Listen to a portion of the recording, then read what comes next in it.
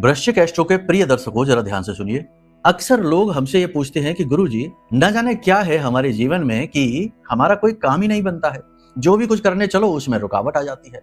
जब भी कोई भी काम की शुरुआत करो तो उसमें विघ्न बाधा आ जाती है। मकान बनवा रहे हैं तो उसमें भी बीच बीच में बहुत सारी बाधाएं आती। बिजनेस करना चाहते हैं वो भी नहीं कर पाते हैं। जो चल रहा है उस काम की भी गति बहुत खराब है, अच्छा नहीं चल रहा है। न जाने क्या समस्या है। तो सोचने की बात है कि समस्या क्या है। समस्या आपकी जन्म पत्री में है। पूरी दुनिया में सबके साथ ये समस्या नहीं है, आपके साथ है। तो आपको ऐसे में क्या करना चाहिए? दो काम है जो जरूर करने चाहिए। पहला काम, अपनी जन्म पत्री का आकलन कराइए। इससे बढ़कर तो कोई काम ही नहीं है। ठीक है, जन्म पत्री का आकलन कराइए ताकि पता चले कि कौन से योग युतियां हैं, कौन से पाप ग्रह योग हैं, किस बाधा से आप पीड़ित चल रहे हैं, और फिर उसके उपायों से उस दोष को समाप्त किया जाएगा। ठीक है, पहली चीज ये हो गई। दूसरी चीज ये है कि आपको अपने ऊपर काम करना होगा। जी हाँ, यानी अपने दुनिया संसार में उन्नति हासिल करने के लिए, आगे बढ़ने के लिए, बाधा मुक्त जीवन की यात्रा को चलाने के लिए कई ग्रहों का पॉजिटिव होना जरूरी है, लेकिन बुध इसमें सबसे महत्वपूर्ण है। क्योंकि बुध आपकी वाणी है, बुद्धि है, व्यापार है।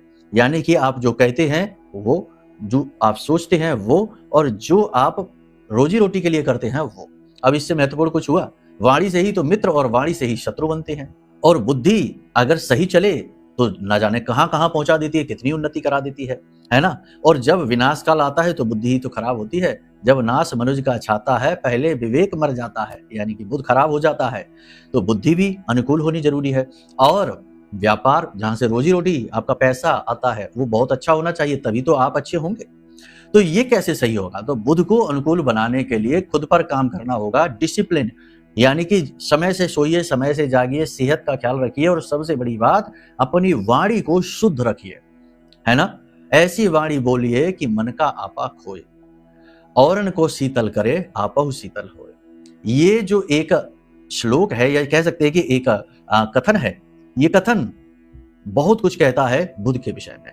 अगर आप अपनी वाणी को पॉजिटिव रखते हैं, हमेशा ये कहते हैं कि जो कुछ होता है अच्छे के लिए होता है, भगवान जो करते हैं अच्छा ही करते हैं, अगर ये कहते रहते हैं तो आपके साथ फिर अच्छा ही होने लगता है।